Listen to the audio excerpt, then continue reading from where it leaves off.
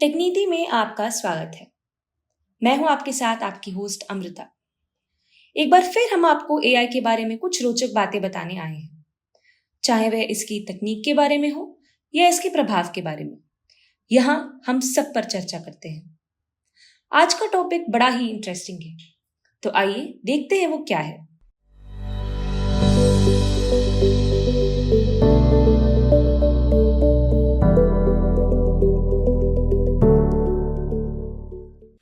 क्या यह जानना रोचक नहीं है कि मशीनें जानती हैं कि आप कुछ चीजों के बारे में कैसा महसूस करते हैं? भावना विश्लेषण बिल्कुल वैसा ही करता है। यह लोगों की भावनाओं को समझने के लिए डेटा माइनिंग की प्रक्रिया है। ये कंप्यूटर को शब्दों के पीछे की भावनाओं को समझने सिखाने जैसा है। कल्पना कीजिए कि आप एक फिल्म की समीक्षा पढ़ रहे हैं। अगर कोई कहता है कि ये फिल्म बहुत बढ़िया थी, तो आप बता सकते हैं कि उन्हें ये फिल्म पसंद आई। लेकिन अगर वे ये कहते हैं कि ये फिल्म उबाऊ थी, तो आप जानते हैं कि उन्हें ये पसंद नहीं आया।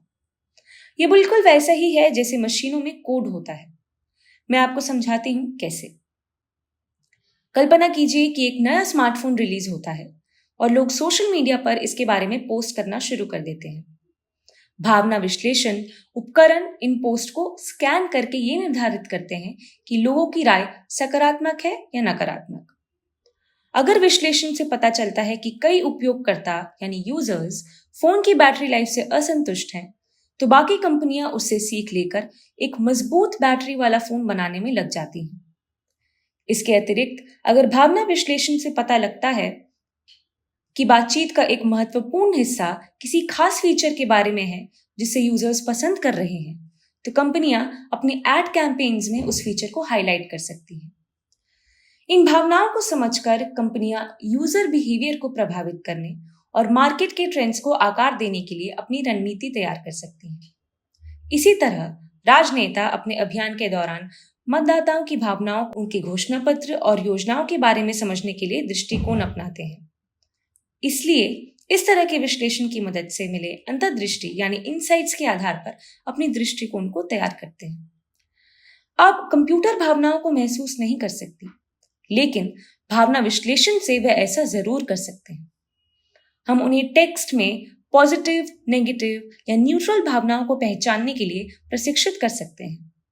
सरल शब्दों में भावना विश्लेषण कंप्यूटर को यह पता लगाने में मदद करते हैं कि लोग उनके द्वारा इस्तेमाल किए जाने वाले शब्दों को देखकर किसी चीज के बारे में खुश, दुखी, क्रोधित या कुछ भी नहीं महसूस कर रहे हैं।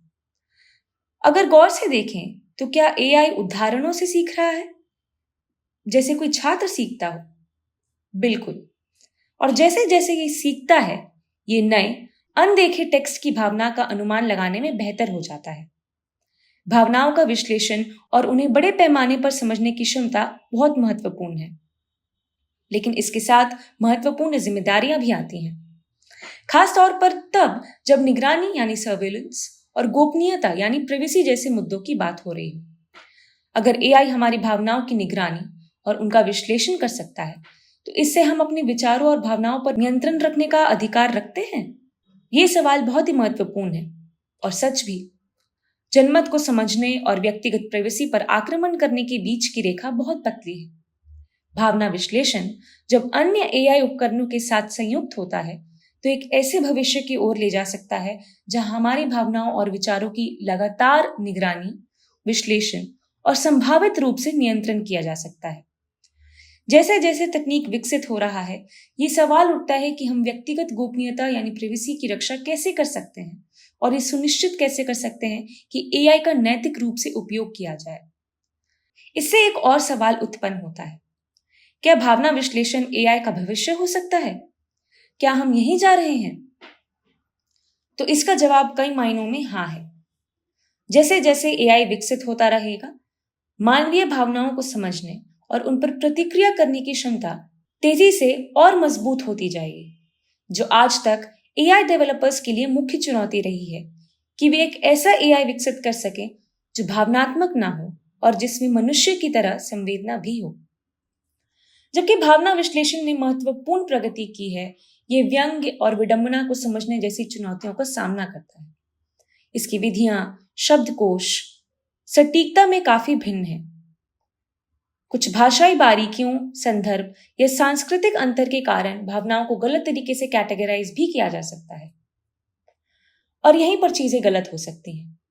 यदि कोई एआई किसी संदेश के पीछे की भावना की गलत व्याख्या करता है तो इससे गलत कंक्लूजन निकल सकते हैं, जिससे व्यवसाय, राजनीति और उससे परे के निर्णय प्रभावित हो सकते हैं। और जैसे जैसे हम आगे बढ़ते हैं, हमें खुद से पूछते रहना चाहिए, हम कैसे चाहते हैं कि एआई हमारी दुनिया को आकार दे? क्योंकि आज हम जो निर्णय लेंगे वे एआई के भविष्य और हमारे जीवन में इसकी भूमिका को परिभाषित करेंगे। आज के एपिसोड के लिए इतना ही। हमें उम्मीद है कि आपको भावना विश्लेषण और इसके महत्वपूर्ण हिस्सों के बारे में जानकारी मिली होगी। हमारे आगामी एपिसोड में अधिक जानकारी पाने के लिए हमारे साथ बने रहें।